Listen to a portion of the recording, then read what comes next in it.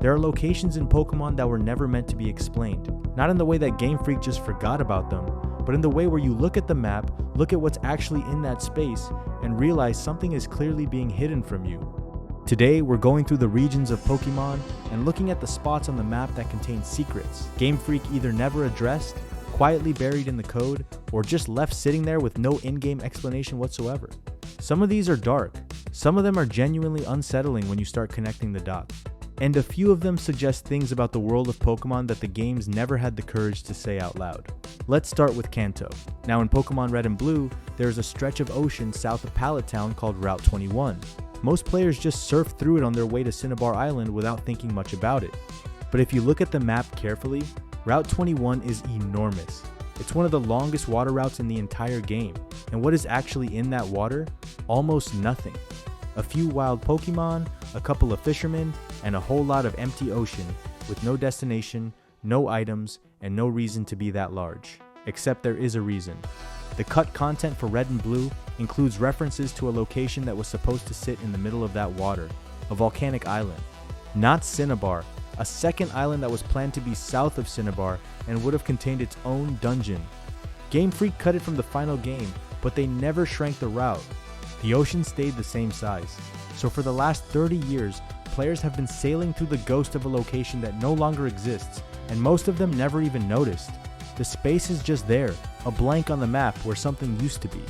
Now the thing about Kanto's map is that it has another blank most people ignore. There is a giant mountain range in the north called Mount Silver that separates Kanto from Johto. But look at the map of Johto and you'll notice something strange. The landmass of Johto is much smaller than Kanto's landmass, significantly smaller. And the area north of Johto, between Mount Silver and the edge of the map, is just void. It is a region-sized chunk of the Pokemon world with absolutely nothing in it. No routes, no towns, nothing. Pokemon Gold and Silver were explicitly designed as a sequel to Red and Blue, set in a new region directly connected to Kanto. And yet the geography of those two regions, when you stack them together, does not add up. There is land that exists on the in-game map that has never been given a name, never been explored, and never been acknowledged by any character in any game. The closest thing we ever got was a vague reference in later games to unexplored territories north of Johto, but no game has ever gone there. It has been sealed off since 1999. Now we're going to move to Hoenn, because Hoenn's map contains what is probably the most explicitly haunted location in any mainline Pokemon game, and most players walk past it without thinking about it at all. In the northwest corner of Hoenn there is a city called Dewford Town. Dewford is a small beachside town, pretty unremarkable. But directly north of Dewford, if you surf up through the water, you will find a cave called Granite Cave. Granite Cave is where you find Steven Stone early in the game, and where you deliver a letter from his father. It is also one of the only locations in Hoenn where wild Abra appear at an extremely high level compared to the surrounding area.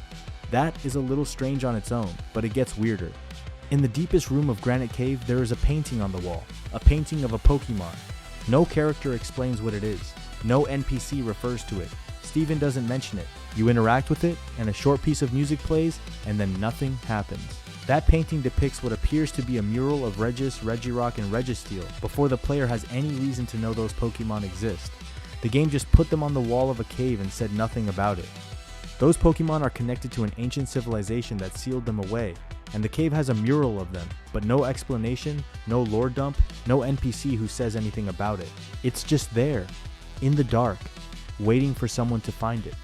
Now while we're in Hoenn, there is a location on the eastern edge of the map that I think is genuinely one of the most unsettling places in the entire franchise. Pacifidlog Town. Pacifidlog is a town built entirely on logs floating in the middle of the ocean. There is no land beneath it. The residents mention that the current in the surrounding water is extremely dangerous and that ships have been lost trying to navigate it. They also mention that beneath the logs, in the deep water, there is something down there that they cannot explain. The Pokemon living under the logs are ancient and have been there longer than the town. And if you try to dive in the water around Pacifidlog, you cannot. The dive mechanic that works everywhere else in Hoenn stops working in that specific patch of ocean. You are locked out of the water beneath that town. There is something in the coding that prevents you from going down. Now in the Generation 3 games, that is technically explainable by the current. But there is a room in the sky pillar nearby that contains a cracked floor with a note warning that something sleeps beneath it. The sky pillar is where Rayquaza lives. The cracked floor faces the ocean, and Pacific Town sits directly in the path between the two. Nobody has ever confirmed what is down there. Game Freak has never addressed it. The water under that town has been locked for over 20 years. Now, Sinnoh. Sinnoh's map has a quality that no other region has, which is that it is physically surrounded by an impassable mountain range on all sides. No other region in Pokemon is walled off like Sinnoh is. You cannot sail around Sinnoh the way you can in Kanto or Hoenn. The mountains form a complete barrier, and inside that barrier, in the northern half of the region, there is a location called the Snow Point Temple.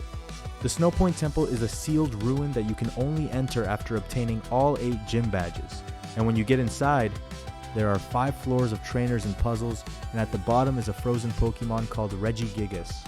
Now Regigigas is fine, that's the endgame content, but the weird part is what surrounds the temple. The northern part of Sinnoh, past Snow Point City, is almost entirely empty. Route 217 goes through a blizzard, Route 216 is mostly empty, and then Acuity Lakefront leads to Lake Acuity, which is one of 3 legendary lakes connected to the creation myth of Sinnoh. And the area northeast of that lake, on the map, is a large stretch of land that goes nowhere. There is no route number, there is no entrance. The landmass exists on the world map, but you cannot access it. Data miners have gone into the files of Diamond and Pearl and found placeholder data for that area, suggesting it was going to be a 4th lake, with a 4th lake guardian that was cut from the game. The 3 lake guardians represent emotion, knowledge, and willpower. The 4th would have represented something else. Game Freak removed it, but the land stayed on the map. Now let me tell you about the thing in Unova that I think is the most deliberately strange geographical secret in the franchise. Unova is based on New York City. The city at the center of the region is Castelia City, which is basically Manhattan. And if you look at the map of Unova, to the east of Castelia City, there is a large stretch of water. Nothing unusual about that. But in Black and White 2, a new area was added to Unova called Castelia Sewers. The sewers run beneath Castelia City and connect to the docks. And when you go through the sewers, there is a passage that runs east. Longer than it should, much longer than the in-game map seems to account for. The sewer passage runs out under the bay, and when it ends, you find a small area called Relic Passage that connects to Relic Castle, which is a massive ruined temple buried under the desert in the western half of Unova. Now that sounds fine until you look at the geography. The sewer starts in Castelia, runs east, and ends at Relic Passage, which connects west to a desert that is supposed to be multiple routes away from Castelia. The underground passage creates a geographical connection that should not be physically possible given the overworld distances. Unova's underground does not match Unova's surface. The routes above and the passages below are 2 different maps that do not correspond to the same physical space. No one in-game addresses this, no explanation is given. The underground of Unova functions by rules that are different from the overworld, and the game never says why. Now we're going to talk about the place that I think has the darkest map secret in the entire franchise, and it is in Kalos. In Pokemon X and Y, there is a city called Lavere City. Lavere City is in the northern part of Kalos. It is a small city built around a fairy tale aesthetic, with a giant tree at the center of town and a gym led by Valerie. Now Lavere City is connected to Route 14, which is called Lavere Nature Trail, and Route 14 is swampy and foggy and has old signs on it that are too worn to read. The trainer tips on those signs are completely illegible. That is a design choice. Game Freak made the signs intentionally unreadable.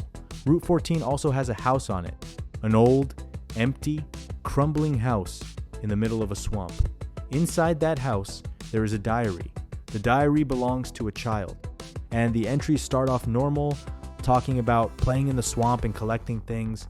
And then the entries get shorter, and then the last entry is just one word. The diary entry says nothing in the sense that the text is completely blank, which in Pokemon's coding is a distinct thing from a diary that has been left without a final entry. The file exists, the text is empty. Lavere City, by the lore of Kalos, is a city that was built by people who came from another world. They arrived in Kalos and built Lavere, and the giant tree is connected to their home dimension. That home dimension is the same dimension that Hoopa uses to transport Pokemon through its rings. The child who wrote the diary lived in the house on the road leading into that city, and their diary ends with a blank entry that the game coded as present but without content. Nobody in Kalos mentions the child. Nobody mentions the house. The house just sits in the swamp with an unfinished diary, and the game moves on. Now, the last one we're going to cover is from Galar, and it is the one that I personally find the hardest to dismiss as a coincidence. In Pokemon Sword and Shield, there is a location called the Crown Tundra. The Crown Tundra is a snowfield in the far south of Galar, and at the center of the Crown Tundra is a place called Freezington, a small village. To the south of Freezington, there is a cave called the Split Decision Ruins, and inside those ruins you encounter Calyrex, which is a legendary Pokemon connected to the history of the Crown Tundra. Calyrex was once a king. The story of the Crown Tundra DLC tells you that Calyrex had a horse, a steed that could run faster than any creature alive, and that Calyrex gave up its own power to save the people of the region during a catastrophe. Now the location where that catastrophe took place is marked on the Crown Tundra map. It is in the far northern section of the area, a place called the Giant's Bed. And the Giant's Bed is covered in stone markers, old burial stones, arranged in patterns, spread across the entire field. There are more of them than there are named residents in any town in Galar. Far more, and they all face the same direction. Every single one of them faces south, toward Freezington. The game gives you no explanation for who was buried there. Calyrex's lore mentions a catastrophe and mass sacrifice. The burial markers appear to number in the hundreds, and they all look at the village that was saved. Whether they are the people who were lost, or whether they are something else entirely, is never stated.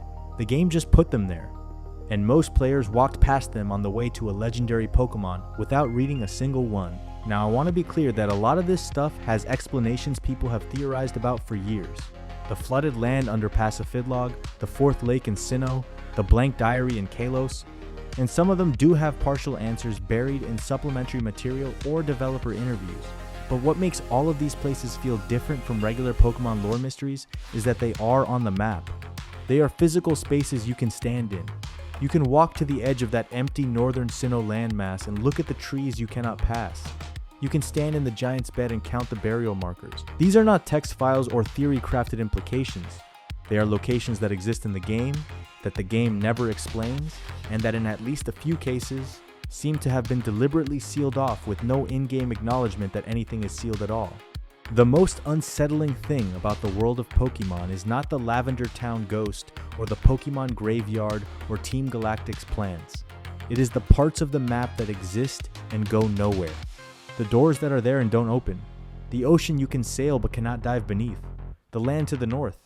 The blank page at the end of a child's diary. If you enjoyed this video, subscribe because there are a lot more of these, and drop a comment with the map secret you think is the one Game Freak least wants us to think about.